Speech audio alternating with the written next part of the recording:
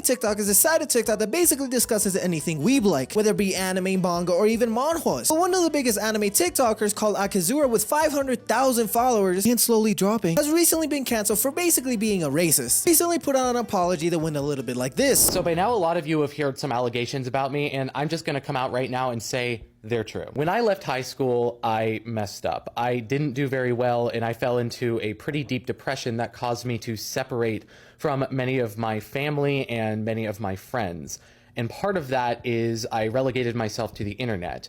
And as many have done, I fell down what is known as the alt-right pipeline. While this organization is gone now, I put up posters for them and was part of their discussions, and these were the worst years of my life. The process happened over a couple months, and I sought therapy, and part of that therapy was directly confronting the fact I was a hateful bigot. Now, even though content creators are known for making shitty apologies, this one was actually pretty good. But again, the topic itself isn't exactly something you can easily dismiss. Akazura, also known as Alec Cregan, was a member of Identity Europa, which, if you don't know, is the biggest white supremacist organization in the world. It had rallies like these, and these. Now, although he did mention the alt-right pipeline, I'm not going to talk about it because I don't know much about that. But this YouTuber by the name of Innuendo Studios made an amazing video addressing this. But the reason he blames for being in this organization is because he fell into a deep depression, which I don't know, maybe I was an odd case, but I was depressed for 5 years throughout high school and a year after. And not once did I consider joining that organization. Instead, I coped with some cringy Fortnite streams and some pretty cringy commentary videos. Let me know which one's worse in the comments because I'm pretty damn sure I know which one. I'm not saying once you hit a certain age you can't change, but for the time that he was in this organization, he was actually in college in UCF. It would be much more understandable if it was a high school kid making a mistake. And honestly, not even a high school kid, it would have to be someone in middle school. Now, this just might be only me, but I got taught American history in middle school. But you already had a high school diploma and graduated the whole of high school while also pursuing a computer science degree. I think it's pretty ironic that someone with a computer science degree couldn't just Google what this organization stands for. Because honestly, doing research for this video was quite easy. Now, a content creator's apology always has to have some victimizing. So he uses phrases such as many have done, or these were the worst years of my life. Which even if they were the worst years of your life, you did this to yourself. It's not like someone forced you to this organization. You went through the process of doing everything. Because not only did you post shitty Reddit comments, or whatever forum they use, he went out of the way to hang some flyers for this super heinous organization. Oh, and did I forget that this was his Facebook bio and his favorite quotes? Now, I would read it for you, but that's literally asking to be taken out of context. Now, before making this video, I actually went through a couple of his old TikToks, but realistically, there isn't anything heinous with him. There's only 2020 TikTok cringe, which is this. Now, parasocial relationships, thanks to Ludwig, there's been a lot of conversation around it, mostly from Ludwig's community, but it's way more than there was before it was mentioned. TikTok can turn into a very parasocial platform, especially for Akazura, because the two biggest platforms that have a potential to create a parasocial relationship are Twitch, that you get to see your favorite creator for hours on end, and TikTok, that demands quite a bit of consistency when it comes to your content. And for context, parasocial relationships are one-sided relationships that the other person is literally unaware of the other person's existence. But Akazura is one of the creators that takes advantage of this, and in the last 2 months he's actually been in 2 separate controversies. Apart from this one, there was actually another controversy that he had with Colleen Carney Photos. Yes, it's another anime TikTok creator, where the parasocial relationship is shown with Akazura is in the comments, with the people accepting his apology even though they're not of a marginalized group, and the people with the expected reaction. Akazura is a creator that has built his platform for 2 years, 33K on YouTube, 7,900 on Twitch, and the biggest one, 500,000 on TikTok. Now, for a lot of people, including myself, this came out of nowhere, and the main reason he put this apology out, it isn't because someone exposed him, it's because this tweet right here was getting a little bit too many likes. And this is where I knew that this was just damage control, especially when people started figuring out that he was lying in his apology, and the year he actually quit this organization was in 2019, which to me it's kind of weird how it perfectly aligns to when the pandemic started. Now look, I'm gonna tell you my honest opinions about the apology. The apology is pretty damn good. It isn't your corny content creator apology, no sign before the video or anything, but the topic he's talking about doesn't exactly go away with just a simple apology. You don't exactly apologize for joining a racist organization and everything goes away, especially for the fact that the year you quit is actually when the group disbanded, which makes me realize Akazura might have not quit by choice, but because he had to. Now, the effect of this apology is basically shown to Twitter and TikTok. Some people on TikTok are just making memes out of this, such as this one.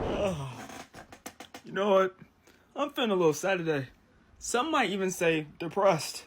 So, it's time to get right. And Twitter being Twitter, let's just go through a couple tweets. Damn, not Akazuura being a whole white nationalist for a whole ass decade and he shrugs it off as depression's fault. Akazuura dick riders are attacking me on TikTok for saying that an apology for being a white supremacist is the bare minimum. LMFAO. Akazuura really said my depression made me a racist and had me joining a hate group.